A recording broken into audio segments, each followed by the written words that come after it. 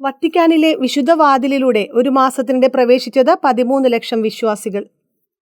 Francis പാപ്പ 2025 jubilee വർഷത്തിന് ആരംഭം കുറിച്ചതു മുതൽ ഇതുവരെ 1.3 ദശലക്ഷം ആളുകൾ സെയിന്റ് പീറ്റേഴ്സ് ബസിലിക്കയുടെ വിശുദ്ധ വാതിലിലൂടെ കടന്നതായി വത്തിക്കാൻ.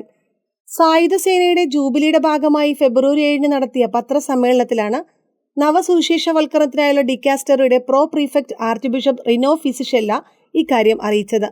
അതേസമയം തീർത്ഥാടകരുടെ എണ്ണം ജൂബിലിയുടെ വിജയത്തിനുള്ള സാധുതയുടെ മാനദണ്ഡമല്ല എന്ന് ആർച്ച് ബിഷപ്പ് ചൂണ്ടിക്കാട്ടി. വത്തിക്കാനിലെ Saint Peter's Basilica, Saint John Lateran Basilica, Saint Mary Major Basilica, Saint Paul Basilica എന്നിങ്ങനെ റോമിലെ 4 ബസിലിക്കകളിൽ മാത്രമാണ് വിശുദ്ധ വാതിലുകൾ സാധാരണയായി നിശ്ചയിച്ചിരിക്കുന്നത്. എന്നാൽ ഈ വർഷം ഫ്രാൻസിസ് പാപ്പ റോമിലെ റെബീബിയ ജയിലിൽ മറ്റൊരു ജൂബിലി വാതിൽ കൂടി തുറന്നിരുന്നു.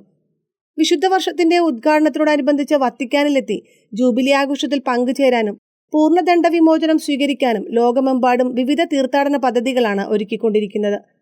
ജൂബിലി വർഷം മുഴുവൻ റോമിലേക്ക് വരുമെന്ന് പ്രതീക്ഷിക്കുന്ന 30 ദശലക്ഷം തീർത്ഥാടകരെ സ്വാഗതം ചെയ്യാനും വത്തിക്കാനും ഇറ്റാലിയൻ അധികാരികളും സംയുക്ത പദ്ധതി തയ്യാറാക്കിയിരുന്നു.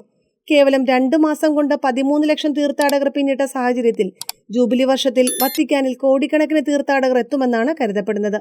കഴിഞ്ഞ ക്രിസ്തുമസ് തലേന്ന് സെയിന്റ് പീറ്റേഴ്സ് ബസിലിക്കയുടെ വിശുദ്ധവാതിൽ തുറന്നാണ് ഫ്രാൻസിസ് പാപ്പ ജൂബിലി വർഷത്തിന് തുടക്കം കുറിച്ചത്.